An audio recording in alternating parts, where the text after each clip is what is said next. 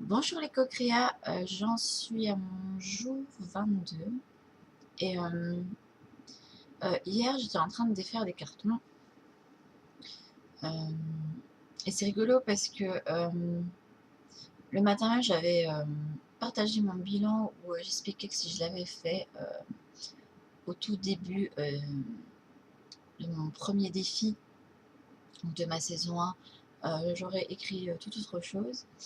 Et hier, en défaisant encore quelques cartons, je suis tombée sur un de mes carnets. Bon, je ne savais pas pouvoir voir ce qui est marqué dessus. C'est un gros carnet blanc qu'on avait eu en cadeau. Je ne sais plus si c'était à François Gilles. Je pense que c'était là. Et c'est marqué chaque jour est une page blanche. Donc, du coup, il y a 365 pages. Là, tout numéroté. J'y avais noté différentes choses. Ah oui, il y avait une nouvelle lune de, ah ben, c'est de juin 2007. Voilà.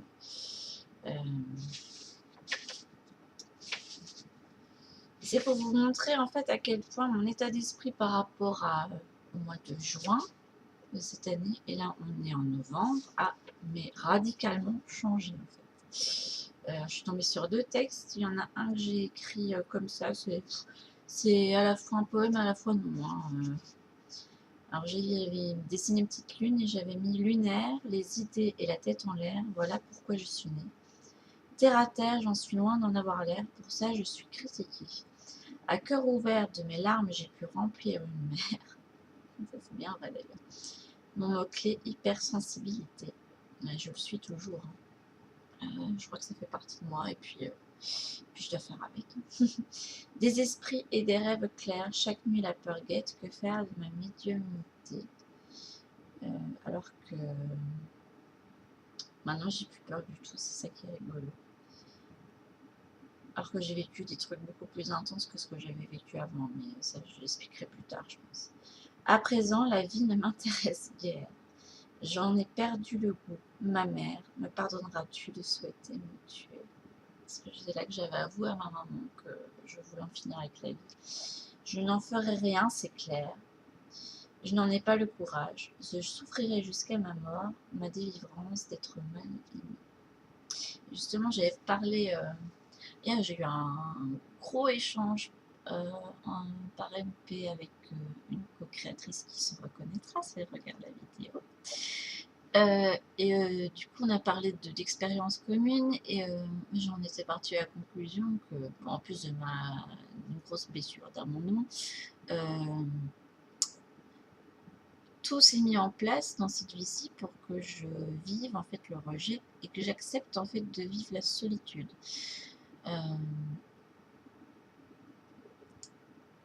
Donc je dois travailler là-dessus. Maintenant, j'avoue que je m'en fous un peu parce que j'ai accepté ma solitude pour le moment. Mais j'avoue que si je pouvais débloquer cette blessure et pour pouvoir enfin, quand même, enfin, je ne demande plus la reconnaissance et je ne demande pas d'avoir 10 000 amis non plus, hein, avoir une ou deux personnes de confiance autour de moi avec qui échanger et avec qui on peut grandir, là, ça me ferait franchement du bien. Du coup, je pense que je vais travailler là-dessus. Je ne sais pas encore de quelle manière, mais enfin, déjà de poser des conclusions par rapport à cette vie-ci. Après, si je peux explorer dans les vies antérieures, je pense que ça pourrait être un bon complément. Et à côté de ça, j'avais fait un texte, mais là écrit suite en fait. Je crois que c'était une discussion que j'avais eue avec mes, mes beaux-parents et c'était parti en fait d'un bête truc, d'une lavette qui n'était pas posée comme ma belle-maman souhaitait. Elle m'avait dit que je manquais de jugeote et que si j'avais pas remarqué que ça la gênait depuis tout ce temps. Alors que bon, pour moi déplacer un truc, tout en plus que je savais pas que c'était elle, ça allait pas m'indiquer que ça la gêne ou pas. Un peu je lui ai dit calmement, mais pourquoi tu m'en as pas parlé? Enfin, non, il fallait deviner. Voilà. Donc du coup, c'est un truc que j'arrive pas à comprendre. C'était parti de là, donc du coup, j'étais en larmes parce que du coup, je l'avais fâché, je l'avais déçu. Enfin, j'étais encore dans cet état d'esprit à ce moment-là.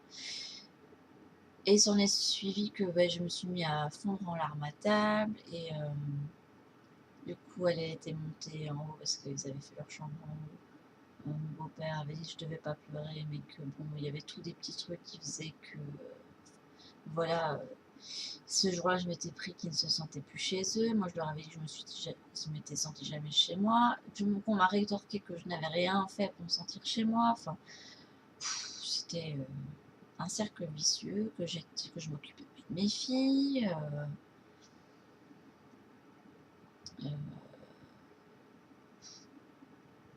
Enfin, je m'étais pris quand même pas mal de choses. Alors du coup, comme j'ai tendance à me remettre en question, j'ai tout pris, j'ai tout analysé, mais à un moment donné, vous avez beau analyser dans tous les sens, vous vous rendez compte que vous ne pouvez pas empêcher certaines personnes d'avoir une mauvaise vision de vous-même, de mal vous juger, et vous pouvez faire tout ce que vous voulez pour les convaincre, s'ils n'ont pas envie, ça sert à rien. Donc ce jour-là, j'avais écrit « Aujourd'hui, j'ai le cœur en miettes. Depuis quelque temps, je me suis laissée de côté. Depuis toute petite, aussi loin que je m'en souvienne, j'ai toujours voulu plaire, que l'on soit fier de moi, que l'on soit content de moi. Être la fille modèle. Mais au fond, cela m'a servi à quoi? Je me suis totalement oubliée. En fonction de l'une ou l'autre personne, je me suis adaptée de mon mieux. J'ai porté les douleurs de mes proches, mais qui portera les miennes? Je ne demande rien à personne, mais à moi on m'en demande toujours plus, quel que soit le domaine. Là, depuis 10 mois, je crois que j'ai touché le fond. J'en suis arrivée à oublier mes principes, mon avis, ma vision de la vie, juste pour être aimée par ma belle famille. Mais quoi que je fasse, c'est de pire en pire. J'ai l'impression que n'importe quelle décision prise pour mes filles sera mauvaise. J'ai eu la réflexion de trop ce soir, je n'en peux plus. C'est juste invivable. J'ai besoin d'espace, de mon espace, d'être moi, d'être maîtresse de mes décisions. J'en ai marre de me sacrifier. Je peux supporter de vivre à la campagne, de faire une croix sur de la tendresse dont j'ai pourtant tant besoin. J'ai quitté mon pays, ma famille, je ne m'achète plus rien, je ne m'offre plus rien. Cela fait 2 ans que je ne suis plus allée chez le coiffeur, que je n'ai plus pris soin de moi. Et si je devais mourir demain, je n'aurais profité de rien. C'est triste quand on y pense. Dis-moi à ne pas me sentir à ma place. À l'évidence, personne ne veut de moi dans cette famille. Donc un petit clin d'œil à la personne avec qui j'ai discuté. Et cela malgré tous mes efforts. Et alors là, je note un petit truc qui s'était passé parce que ce jour-là, il est arrivé un truc assez spécial. Je suis comme cette petite araignée qui m'a regardée ce midi. C'était juste incroyable. Le pire, j'étais prête à la tuer, mais je n'ai pas pu. Je me suis sentie proche d'elle, indésirable, alors que nous sommes chacune à notre matière utile dans ce monde. Parfaite telle que nous a façonné l'univers. Du coup, vous voyez, avec le recul, on se rend compte que les pires choses qu'on peut vivre, c'est comme si ça avait été mis sur notre chemin. Alors je ne sais pas si c'est nous qui l'avons décidé ou si c'est quelque chose de supérieur qui décide qu'on est capable de passer au-dessus de tout ça. Mais quand on passe au-dessus, on se remet en question, quand on travaille sur soi, on se rend compte que de un, on est capable de surmonter même les pires choses. Puis il y a plein d'histoires de personnes, de témoignages qui le prouvent. Il y a des gens qui sont passés par des choses largement pires que les miennes et qui s'en sont largement sortis la tête haute. Voilà. Et malgré que j'étais pas bien à ce moment-là, donc il y a 6 mois à peu près, j'avais quand même des prises de conscience. Je savais ce qu'il fallait que je fasse, mais je le faisais pas. Je savais que je devais m'imposer, que je devais être moi, que je devais arrêter de chercher à plaire, enfin, toutes des petites choses qui me semblent maintenant évidentes. Du coup, mais sur le coup, j'étais tellement triste que... Et c'est vrai que ce jour-là, c'était vraiment rigolo parce que bon, j'ai mon homme et ma belle-maman qui ont une horrible peur des araignées, ils ne supportent pas ça. Et un midi, j'en ai vu, mais alors c'est vraiment une microscopique, mais avec une forme assez spéciale. J'avais vu se balader sur le plan de travail à la cuisine, et comme bon, ils aiment pas les araignées, je dis bon, ben, je vais l'écraser. Et puis en fait, cette araignée s'est retournée vers moi et elle m'a regardée. C'était. Non, mais je vous assure que c'est vraiment arrivé, hein, ce truc, hein. Ça peut paraître complètement fou, mais je la regardais du coup, parce que je me suis dit, tiens, elle est quand même mignonne, parce qu'elle avait. Elle était toute. Et comme des zébrures sur elle, elle était grise avec des zébrures blanches. Elle était vraiment belle. Et en fait, je vous assure qu'elle s'est vraiment retournée vers moi parce qu'en fait, moi, j'étais penchée comme ça sur elle. Elle s'est retournée et elle m'a regardée. Puis après, elle s'est de nouveau retournée et puis bon, elle est partie. Et je me suis dit, non, je peux pas la tuer. Et les trop grosses qui sont dans la maison, ouais, ok. Et encore, quand ils sont pas là, j'essaye de les faire sortir du coup. Mais bon, c'est peine perdue, à chaque fois, ils essayent de rentrer. Et non, c'était vraiment juste incroyable ce qui s'était passé parce que ça m'a fait prendre conscience d'autre chose. Que, bah, comme elle, s'il y avait des gens qui pouvaient me tuer, m'écraser, ils l'auraient déjà fait. C'est juste horrible de se dire ça. Alors que je suis très idéaliste, je vis dans un monde bisounours depuis que je suis petite dans ma tête. Puis j'ai été élevée comme ça, dans le fait qu'il fallait être gentil avec tout le monde. Donc euh, pour moi, le monde serait largement, on se sentirait largement tous mieux si on s'acceptait tous comme on était, les uns les autres, sans chercher à nous changer. La seule personne qui peut nous changer, en fait, c'est nous-mêmes, hein. Moi, j'ai jamais essayé de changer qui que ce soit, ça sert strictement à rien. À part braquer la personne et l'éloigner de nous, je vois pas trop l'intérêt. Et c'est rigolo que, du coup, je suis tombée sur ça hier soir. En plus, j'ai hésité à le partager. Mais je suis tombée. Alors, pour le moment, les oracles, ça me sort des cartes complètement différentes de celles que j'ai eu. Pendant un an, j'ai eu tout le temps les mêmes. Ça revenait cycliquement, quoi. Et là, j'ai eu la fée des cœurs brisés, euh, qui explique qu'il faut prendre soin de soi et penser ses blessures.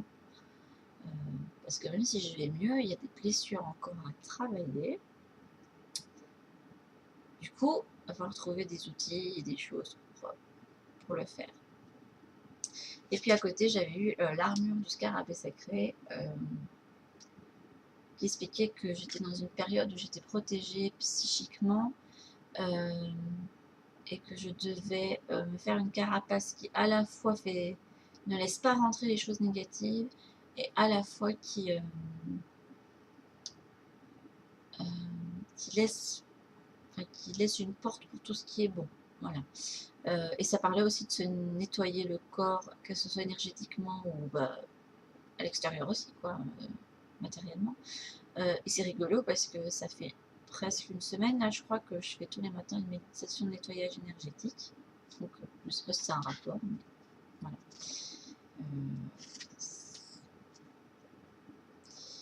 Donc, des blessures à travailler. Et je pense que je vais rechercher mes carnets et relire tout ce que j'ai pu noter.